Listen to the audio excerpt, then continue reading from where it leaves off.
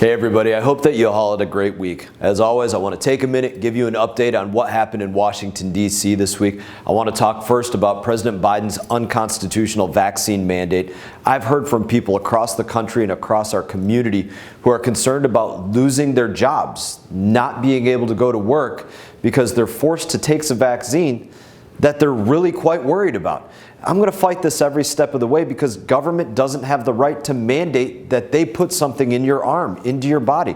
Now, on Transportation and Infrastructure Committee that I sit on this week, where we deal with agencies like the Federal Aviation Administration and Corps of Engineers and others, I offered 3 amendments to say that the FAA cannot mandate and air carriers cannot mandate that employers or contractors or passengers have to be vaccinated in order to be utilizing those services, in order to go to work there. Mandating vaccines has major implications for an already broken supply chain. When you think about the pilots and the ground crew workers and others that are not going to go to work or are going to be fired, making it less available to get your goods and people from A to B, it's going to create an even worse problem than what we're already seeing in transportation. It infringes on people's right to privacy, especially when it comes to doctor-patient confidentiality.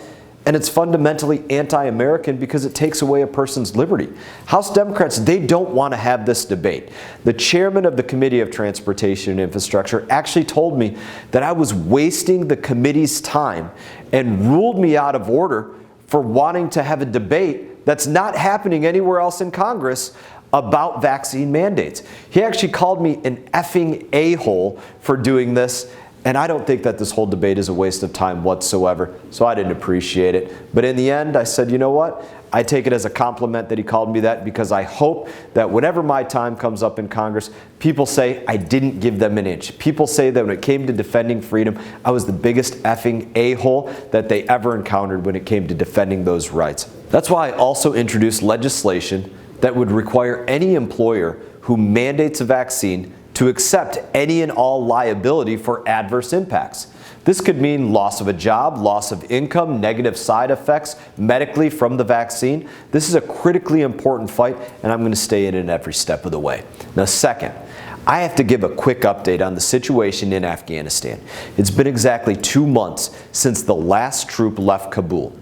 While the mainstream media has moved on, there's still hundreds of Americans that are trapped behind enemy lines. There was a number put on at over 300. It's probably well beyond that. We don't know exactly how many more, but the administration has been telling the general public lies over and over and over again from the beginning of the Afghanistan hostage crisis right up until this moment. In fact, the ambassador to Afghanistan, Zalmay Khalilzad, admitted this week that he didn't know exactly how many people were still waiting to be evacuated. At the same time, State Department officials told members of Congress that there were 363. That's way more than 100, and that does not include lawful permanent residents and green card holders.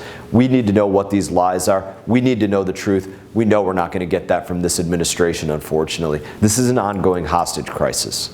The State Department should be doing more. They're not. Instead of focusing all their efforts on evacuating vulnerable Americans, the State Department was publicizing their new gender neutral passport. Their priorities are just completely out of whack. I'm going to continue to bring attention to this, hold them accountable, especially as a member of the Foreign Affairs Committee, which deals directly with the Department of State. Lastly, a quick update on President Joe Biden's socialist spending bill. Now, thanks to a couple of senators who are still holding the line, his plan to remake the American economy, it's still stalled. This is probably the only time that I'll say that dysfunction in Congress is actually a good thing, but it's still a colossal waste of time and taxpayer dollars. Again, talk about out of whack priorities. They're spending hundreds of billions of dollars on illegal immigration, something that the bill, because they're allowing so many across our southern border, is actually well beyond that. They're spending all of their time trying to pass a bill that will be paid for with the biggest tax hikes in 60 years, instead of working in a bipartisan manner to address the issues that are affecting Americans on a daily basis, like a broken supply chain, like runaway inflation. When it comes to inflation, this is something that I've proposed to Speaker Pelosi. Year after year, every government agency comes to Congress and says, we need more taxpayer dollars, more money out of your pocket because of inflation.